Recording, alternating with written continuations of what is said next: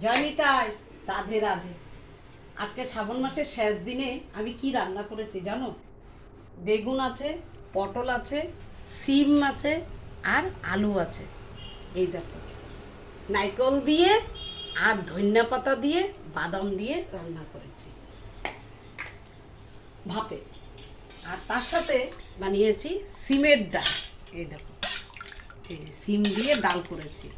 আর পুস্ত বাটা করেছি, এই দেখো পুস্ত বাটা করেছি, ধনিয়া পাতা দিয়েছি, হ্যাঁ পুস্তর মধ্যে। আর তরকা, নিরামিষ তরকা, এই যে বানিয়েছি।